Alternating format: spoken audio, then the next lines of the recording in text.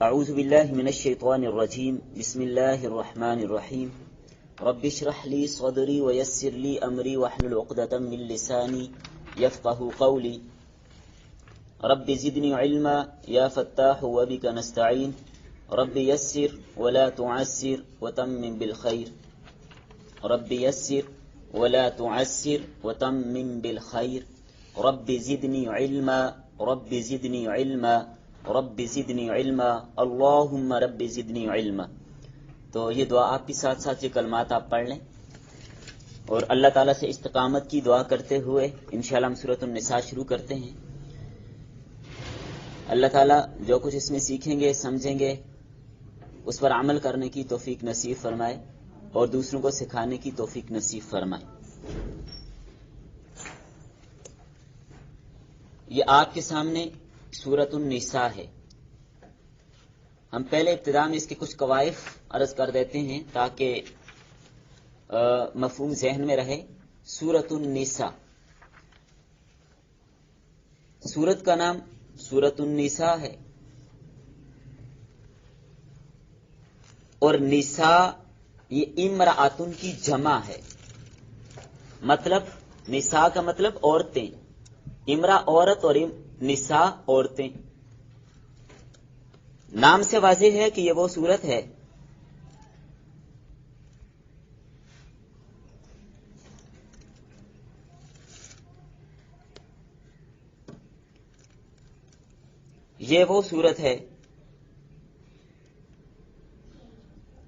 جس میں عورتوں کے مسائل کو بیان کیا گیا ہے۔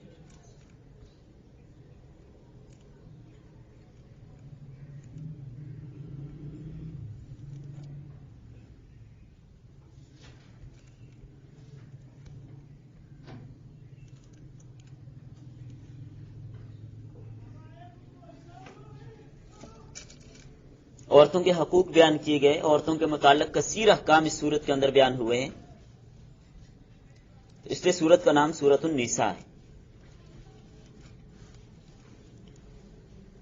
ترتیب قرآنی میں اس سورت کا نمبر 4 ہے، یعنی سورۃ الفاتحہ بھی الحمدللہ آپ لوگوں نے پڑھ لی، بقرہ پڑھ لی، آل عمران پڑھ لی جو مستقل پڑھ رہی ہیں، تو ابھی چوتھے نمبر پر سورۃ النساء ہے۔ ترتیب نزولی میں اس سے پہلے 51 صورتیں نازل ہو چکی تھی، اس کا نمبر 52 ہے، 52۔ اس صورت میں 24 رکوع اور 176 آیات ہیں، رکوع 24، آیات 176۔ اس صورت کی کلمات 3940 ہیں۔ کلمات یعنی جیسے دیکھیں کلمات، ایک کلمہ ربکم الذی خلقکم، تو یہ کلمات 3940 ہیں، اور اس صورت میں حروف 16030 ہیں۔ 16030 حروف اس صورت میں ہیں، اور آپ کو پتا ہے قرآن کریم کا ایک حرف پڑھنے پہ کتنی نیکیاں ملتی ہیں؟ 10 نیکیاں یہ تو عام ہے نا، 10 نیکی، لیکن اللہ کے راستے میں اگر کوئی نیکی کی جائے تو وہ ایک نیکی 700 گنا بڑھ جاتی ہے۔ اب آپ سمجھیں آپ سبھی اللہ کے راستے میں، اس وقت آپ دین حاصل کرنے کی نیت سے، چاہے آپ یہاں پر آئی ہیں یا جو یہاں پر نہیں، اپنے گھر میں ہیں، اپنے کمرے میں، ایک کمرے سے دوسرے کمرے میں گئی ہیں، آپ پڑھنے کے لیے اٹھ کے کسی دوسری گئی ہیں، آپ اللہ کے راستے میں، تو طالب علم، قرآن کا طالب، حدیث کا طالب، شریعت کا طالب، وہ دین کا طالب علم ہے، اور علم کا طالب اللہ کے راستے میں ہے، اور اللہ کے راستے میں ایک نیکی پر 700 گنا اجر ملتا ہے۔ یہ کم از کم مقدار ہے، بلکہ اس کے آگے آپ نے پڑھ بھی لیا سورۃ البقرہ میں واللہ یضاعف لمن یشاء، جس کے لیے اللہ چاہے اور زیادہ بھی ڈبل کر دیتے ہیں۔ تو 700 نیکیاں ایک حرف پر آپ کو انشاءاللہ مل رہی ہیں۔ تو اس وقت آپ 16030 حروف اس صورت میں آپ نے پڑھنے ہیں، 16030 کو آپ 700 کے ساتھ ضرب دیں، کہاں معاملہ جا رہے ہیں؟ ڈھیروں نیکیاں آپ کو مل رہی ہیں۔ ایک بات، اور پھر قرآن کریم کی کسی آیت کو سیکھنا، پوری آیت قرآن کریم کی ایک آیت کو سیکھنا، صرف پڑھنا، لفظ سیکھنا، 100 نوافل سے زیادہ ثواب ملتا ہے۔ سنن ابن ماجہ جو صحاح ستہ میں ہے اس کی حدیث ہے، اور اسی سنن ابن ماجہ میں یہ روایت بھی موجود ہے کہ جو قرآن کریم کی ایک آیت کو ترجمے اور تفسیر کے ساتھ سیکھتا ہے، اس کے متعلقہ احکام اور مسائل کو سیکھتا ہے، تو ایک حرف کے سیکھنے پر 1000 سے زیادہ نوافل پڑھنے کا ثواب ملتا ہے۔ یہ ایک حرف نہیں، ایک آیت پہ، تو ایک آیت سیکھنا 1000 نوافل سے زیادہ ثواب آپ کو مل رہا ہے۔ تو اس اعتبار سے سورت کی آیتیں آپ کو میں نے بتا دی 176 ہیں، تو 176 کو 1000 سے آپ ضرب دے دیجئے، 2.25 لاکھ تو ہو گئے نا۔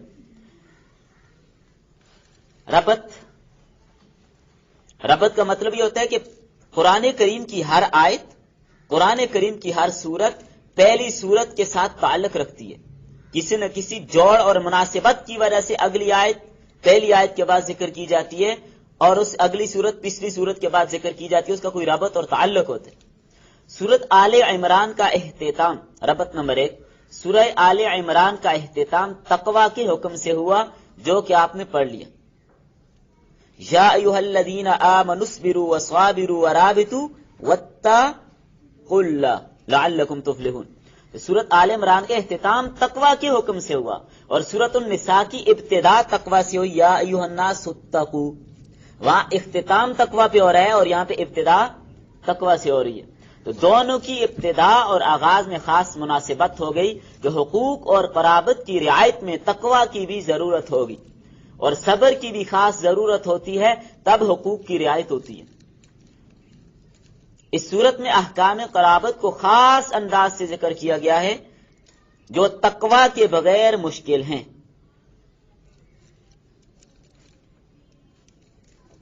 سورہ آل عمران میں معاملہ تھا، ربط نمبر 2، سورہ آل عمران میں معاملہ تھا اغیار سے، غیروں سے، مشرکین سے، یہودیوں سے، عیسائیوں سے، جیسا کہ آپ نے پڑھ لیا، ایک ہفتہ پہلے سورہ آل عمران آپ نے پڑھ لی۔ اور اب اس صورت میں اپنوں کے ساتھ معاملہ ہے۔ نبی صلی اللہ تعالی علیہ وسلم جب مبعوث ہوئے، عورتوں اور بچوں کی بڑی اب تلفی ہوتی تھی۔ عورتوں کو حقوق کس نے دلوائے؟ اسلام نے۔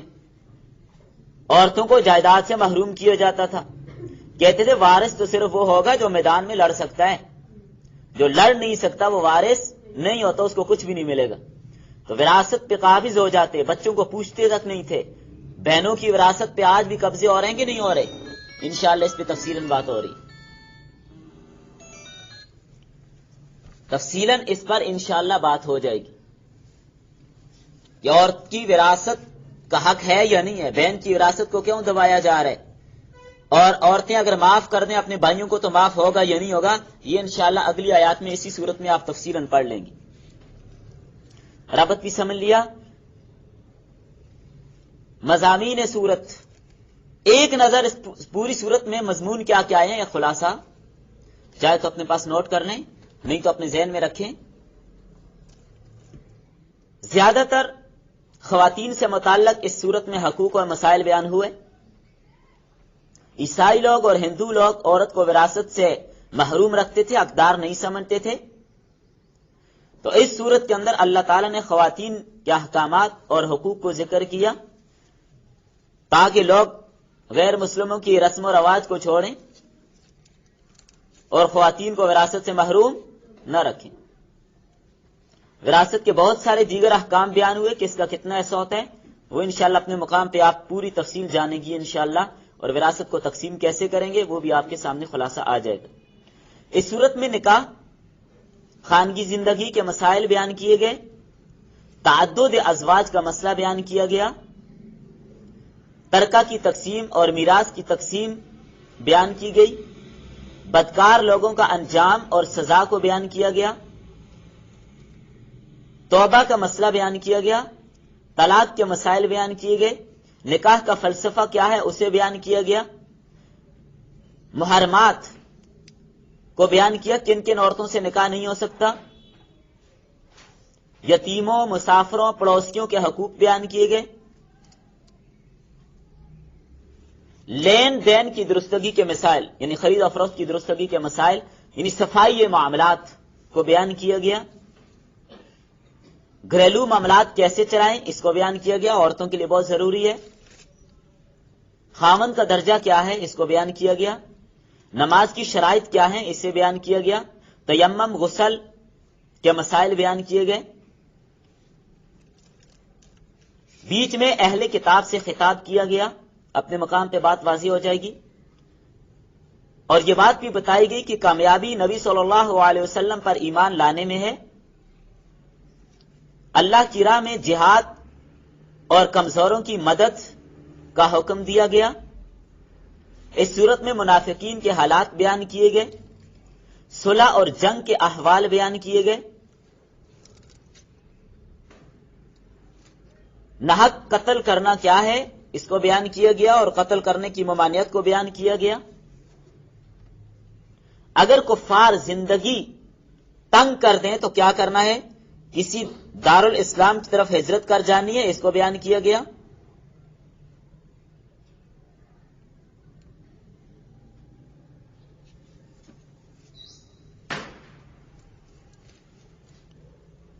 اسلامی ریاست کی طرف ہجرت کرنا اسے بیان کیا گیا. جنگ کے دوران نماز کیسے پڑھیں گے، دشمن کی طرف سے لڑائی ہو رہی ہے، مار رہے ہیں، نماز کیسے پڑھیں گے اس کا طریقہ بیان کیا گیا. ہر حال میں عدل و انصاف سے فیصلہ کرنا اسے بیان کیا گیا. شیطانی وساوس کا تذکرہ کیا گیا، ان سے بچنے کے اسلوب بھی انشاءاللہ بتائے جائیں گے. شیطان وسوسہ کس کس طریقے سے دیتا ہے، خصوصاً جب آپ نماز پڑھتے ہیں وساوس آتے ہیں، ان کو دور کرنے کا کیا طریقہ ہے، خیالات آتے ہیں انہیں دور کیسے کریں گے، کیا حل ہوگا، انشاءاللہ اس پر بھی بات ہوگی. مشرک کی بخشش نہیں ہوگی یہ بتایا گیا. تعدد ازواج کی شرائط کیا ہے، یہاں پر ہم تفصیل سے اس پر انشاءاللہ بات کریں گے کہ آج کل جو ملحدین کا طبقہ، دین بیزار طبقہ، اسلام دشمن طبقہ جو نبی صلی اللہ علیہ وسلم پر اعتراض کرتا ہے کہ مسلمانوں کے نبی عیاش تھے معاذ اللہ کہ انہوں نے اتنی بیویاں رکھی ہوئی تھی، اس پر انشاءاللہ دلائل سے بات کریں گے.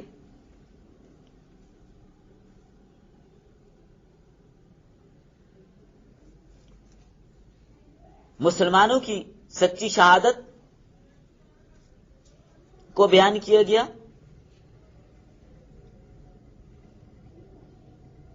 اور اس کے ساتھ منافقین اور یہود کا کیا عمل ہے اسے بھی بیان کیا. انبیاء کی مشترکہ دعوت کو بیان کیا گیا. اور آخر صورت میں اختتام صورت پر مسائل میراث کا جو بقیہ حصہ بچتا تھا اس کو تتمہ کے طور پر بیان کر کے صورت کو ختم کر دیا گیا.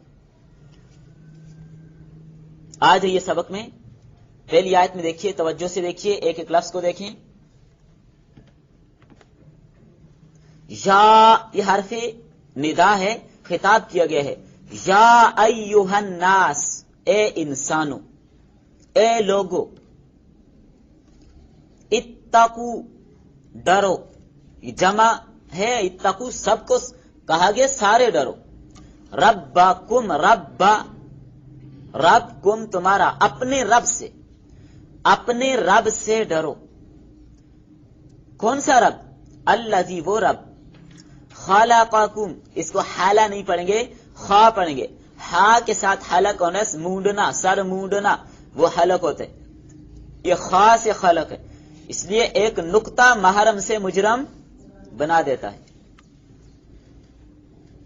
خلقکم، جس نے تمہیں پیدا کیا. کم تمہیں، یہ آپ میں سے کچھ نے یہ پچھلے ہفتے میں آپ نے یہ ضمائر وغیرہ، یہ صیغے وغیرہ آپ نے پڑھ لیے ہیں، آپ کو انشاءاللہ اب اچھی طرح سے سمجھ آ رہی ہوگی.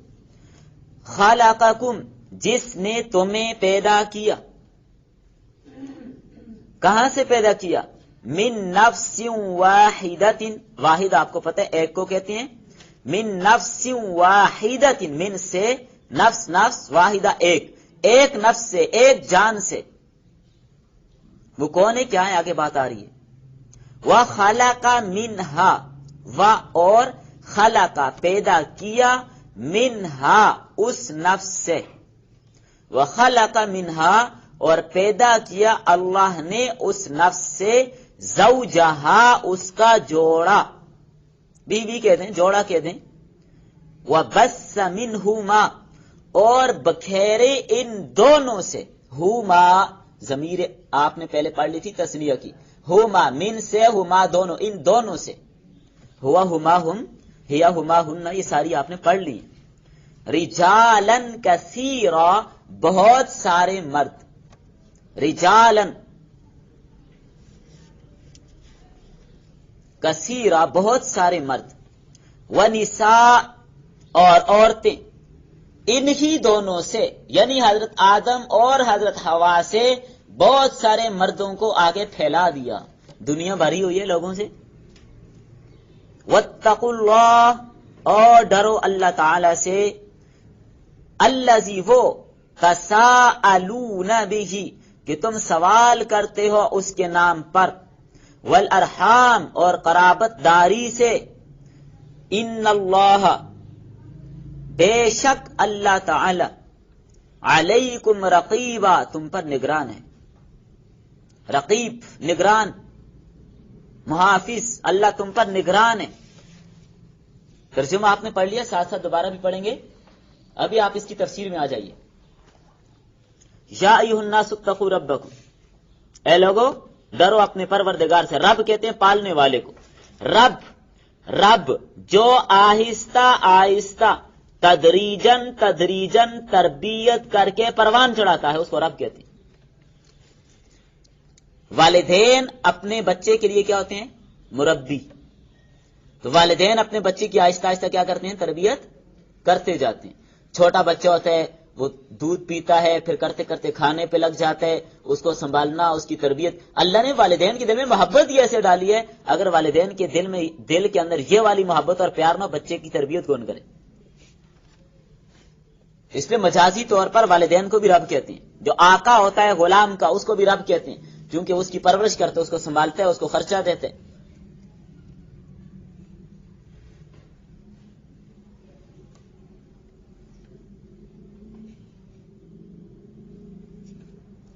تقوی اور پرہیزگاری سے سورت کی ابتدا کی گئی، اور تقوی کے حکم کے ساتھ اللہ نے اپنی خاص شان خالقیت کو ذکر کیا کہ تم سب ایک باپ کی اولاد ہو.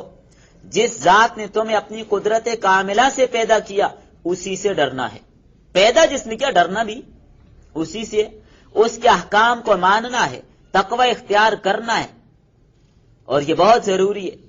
جب ہر ایک کو یہ بات پتہ چل گئی، معلوم ہو گئی کہ ہم سب ایک ہی فرد کی اولاد ہیں، ایک شخص کی اولاد ہیں، تو برادرانہ محبت دل میں پیدا ہوگی تو حقوق ادا ہوں گے. نقطہ سمجھیے، خطاب پوری نوع انسانی کو کیا گیا. اللہ نے یہاں پر یہ نہیں کہا یا ایھا الذین آمنوا، یہ تو نہیں کہا ایمان والوں کو نہیں، یا ایھا الناس. پوری نوع انسانی کو خطاب کیا گیا، خواہ وہ کسی رنگ کے، کسی قبیلے کے، کسی قوم کے، کسی شاخ کے، کسی علاقے کے. پیغام انسانیت قرآن کریم کا یہ اسلوب ہے کہ انسانیت کا پیغام پوری نوع انسانی کو دیا جاتا ہے. یہ پیغام انسانیت ہے. تقوی کے احکام سورۃ البقرہ میں کافی آپ نے پڑھ لیے. تقوی اسلام کے اہم ترین اصولوں میں سے. خانگی زندگی میں تقوی کو ایک خاص اہمیت حاصل ہے. میاں بیوی اگر تقوی کے ساتھ زندگی گزاریں گے تو زندگی گزرے گی، ورنہ جوڑ قائم نہیں رہ سکتا. آپ لوگوں نے ضرور سنا ہوگا نکاح کا خطبہ. نکاح کے خطبے میں جو 3 آیات تلاوت کی جاتی ہیں ساری کے تقوی والی، کیا بتایا جا رہا ہے؟ اس جوڑے کو یہ بات بتائی جا رہی ہے کہ اگر تم نے تقوی اختیار کیا تو تمہاری زندگی کی گاڑی چلے گی، اگر تقوی اختیار نہیں کیا تو یہ گاڑی درمیان میں ٹوٹ جائے گی.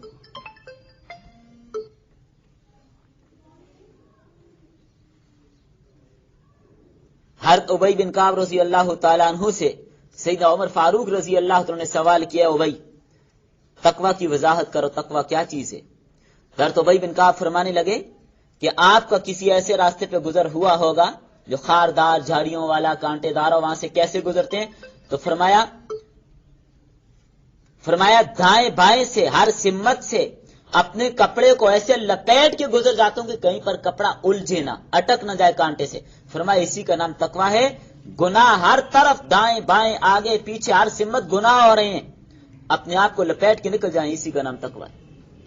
اسی لیے تو اللہ نے فرمایا ان للمتقین مفازا، کامیابی کس کے لیے ہے؟ متقی لوگوں کے لیے. ان المتقین فی جنات النعیم.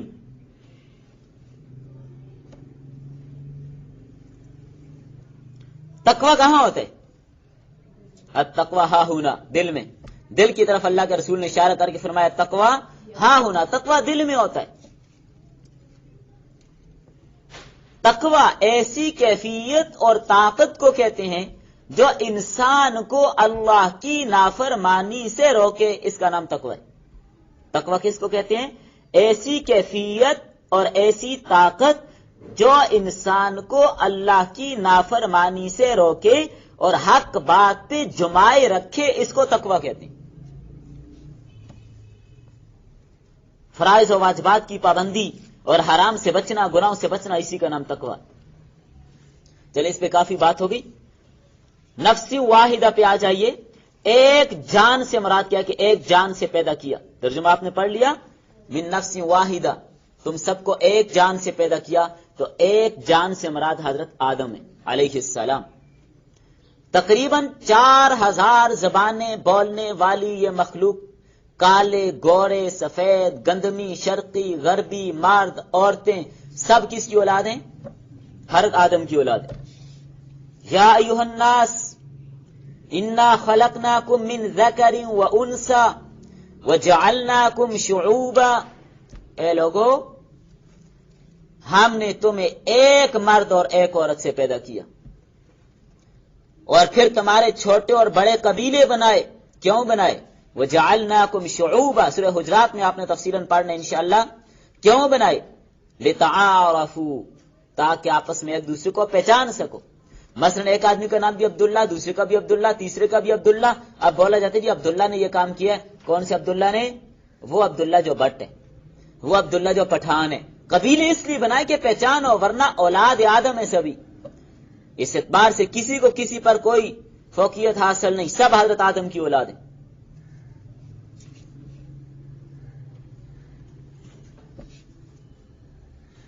حدیث میں آتا ہے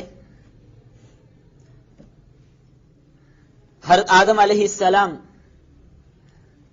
کو جب اللہ تعالی نے پیدا کیا، تمام روئے زمین کی مٹی سے پیدا کیا. فرشتے کو تمام زمین کی مٹی سمیٹنے کا حکم دیا. اس سے خمیر بنایا، ڈھانچہ تیار کیا، روح پھونکی.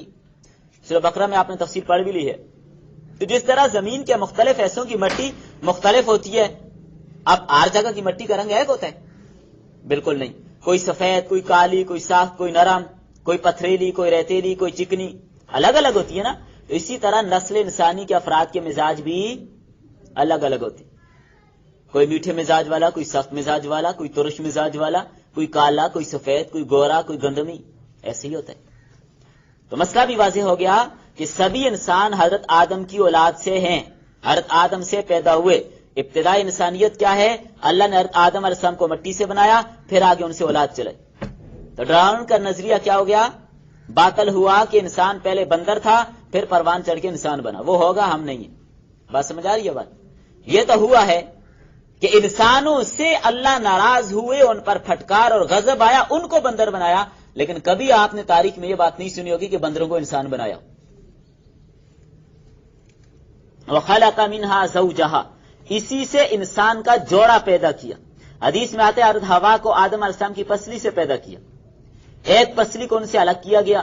کیا کیفیت تھی کوئی پتہ نہیں، واللہ عالم. پسلی کو ان سے نکالا، پسلی کم کی گئی یا پسلی وہیں رہی، اس سے مادہ لیا گیا، کیا کیا کوئی پتہ نہیں. لہٰذا اس بحث میں پڑھنے کی کوئی ضرورت نہیں. پسلی کو الگ ہو جانا یہ بھی کوئی ضروری نہیں ہے. اللہ تو قادر ہے. جس طرح اللہ نے آدم علیہ السلام کی تخلیق کے لیے مٹی کو اٹھایا تو زمین کم ہو گئی. زمین تو اتنی ہے. حقیقت اللہ جانتے ہیں بس. تو انسان کا جوڑ پیدا کر کے خاوند بیوی کا رشتہ قائم کیا. انسان کا جوڑ پیدا کر کے خاوند اور بیوی کا رشتہ قائم کیا. جمہور فرماتے ہیں کہ حضرت آدم علیہ السلام سوئے ہوئے تھے کہ حضرت حوا کو پیدا کیا. بیدار ہوئے تو دیکھا کہ حضرت ہوا سامنے ہے اور دیکھ کر خوش ہو گئے. حدیث میں یہ مضمون بھی ہے اور تورات کے اندر بھی یہ بات موجود ہے. نبی صلی اللہ علیہ وسلم نے فرمایا انسان کی پسلیاں کیا ہوتی ہیں؟ سیدھی یا ٹیڑھی؟ ٹیڑھی ہوتی ہیں. عورت کے اندر بھی فطرتاً ٹیڑھا پن ہوتا ہے، لیکن یاد رکھیے گا بعض لوگ اس کو عیب سمجھتے ہیں کہ عورت کو ٹیڑھی پسلی سے پیدا کیا عیب ہے. ہرگز عیب نہیں ہے، یہ عورت کا حسن ہے. کوئی چیز سیدھی اچھی لگتی ہے، کوئی ٹیڑھی اچھی لگتی ہے. تو لہذا یہ بات کہہ کر عورت کو تانا دینا کہ تجھے ٹیڑھی پسلی سے پیدا کیا ہے، یہ جہالت کی دلیل ہے. عورت کا ٹیڑھا ہونا، اس کے اندر ٹیڑھا پن، یہ حسن کی دلیل. یہ سیدھی ہوتی تو یہ اچھی نہ لگتی. اس لیے فرمایا اگر تم اسے سیدھی کرنے کی کوشش کرو گے ان اقمتہا کسرتا، ٹوٹ جائے گی. اور وہ ٹوٹنا عورت کا کیا ہوتا ہے؟ طلاق. جی ہاں، تو اسے عیب نہیں سمجھنا چاہیے. منہا کی تحقیق، ایک نظریہ تو یہ ہے جو میں نے آپ کو بتایا کہ آدم علیہ السلام کی پسلی سے مادہ اٹھا کر حضرت ہوا کی تخلیق کی. ایک یہ ہے. اور بعض حضرات یہ بھی فرماتے ہیں کہ حضرت ہوا ایک الگ مستقل ایک چیز سے ان کو پیدا کیا گیا، یعنی نوع میں، جنس میں ان کو یہ کہا گیا کہ منہا، جنس کے اعتبار سے انسان ہی ہے، لیکن ان کو مستقل کسی اور چیز سے پیدا کیا گیا. لیکن صاحب روح المعانی علامہ عروسی رحمہ اللہ نے اس نظریے کی تردید کی ہے. اکابرین کی رائے وہی ہے جو پہلی رائے آپ کے سامنے آ گئی. اگلی بات یہ فرمائی ان دونوں سے بہت سارے مردوں اور عورتوں کو پھیلا دیا. وَبَثَّ مِنْهُمَا رِجَالًا كَثِيرًا وَنِسَاءً. تقریباً 6 ارب کے قریب دنیا کی آبادی ہے. اس سے پہلے کتنے لوگ گزرے، آئندہ قیامت تک کتنے آگے کسی کو پتہ ہے؟ کسی کو کوئی پتہ نہیں، یہ اللہ ہی جانتا ہے، سب اللہ کے علم میں.